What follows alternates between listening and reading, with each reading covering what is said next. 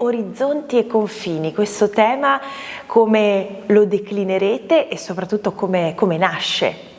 È un tema che è nato un anno fa, abbiamo riflettuto su diversi temi importanti con cui lavorare.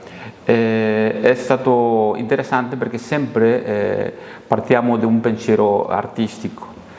È molto interessante come l'artista riflette su temi che prima o poi sempre diventano contemporanei. Il confine è un tema molto presente nella letteratura, nella illustrazione di tutti i tempi. Però c'è un aspetto molto interessante che costruisce un pensiero binomio, cioè il pensiero del confine si pensa sempre attraverso l'orizzonte.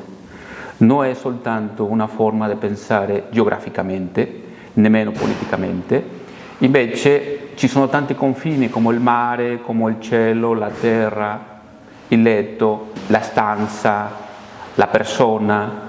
Quindi questi confini marcano diversi aspetti dell'essere umano, però, ripeto, la parte interessante è come lo pensa l'artista, come lo pensa un scrittore, i classici. Quindi si costruisce un binomio che fa una natura molto interessante che permette la convergenza nei confini.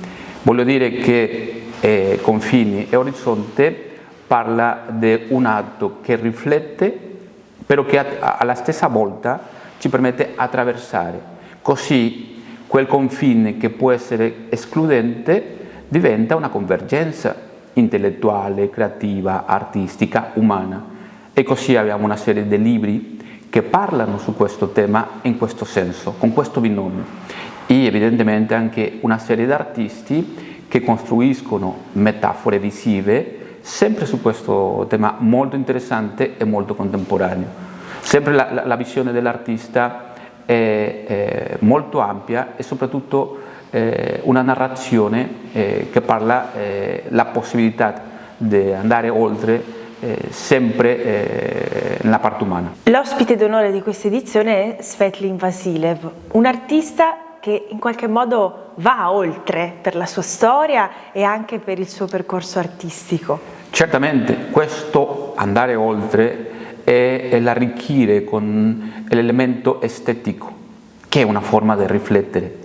La immagine è un'esperienza estetica, quindi questo artista, oltre ad avere un lavoro di una tecnica molto eccelsa, molto bella, molto bella, ha una conoscenza sul discorso della metafora, della linea, del materiale, che arricchisce e ci permette di andare oltre alla lettura di un testo.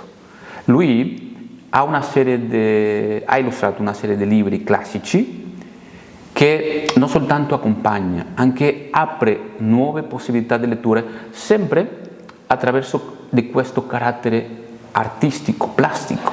E questo è lo interessante di un ospite d'onore, che ci permette continuare una lettura attraverso della immagine per scoprirci, però anche per andare oltre. Quindi è molto legato al tema nel suo pensiero estetico, in come fa le sue immagini, e questo si vede nella selezione dei 10 libri dei testi classici che abbiamo in questa sezione dell'ospite d'onore. Tanto che si chiama anche pittore letterario, no? Lo definiamo così l'ospite di quest'anno.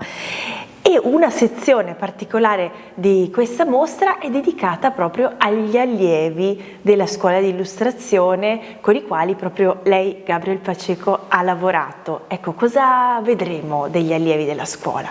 Vedremo che l'attività di fare illustrazione è un fatto artistico, cioè non soltanto è accompagnare un libro. Quindi sotto questo focus gli allievi esprimono un concetto, un parere, un modo di vedere, un modo di narrare sempre sul tema. Una serie di giovani artisti che lavorano una settimana con un maestro, sia nel mio caso o nel caso di Joana Consejo, dove si riflette sempre nell'elaborazione di immagini.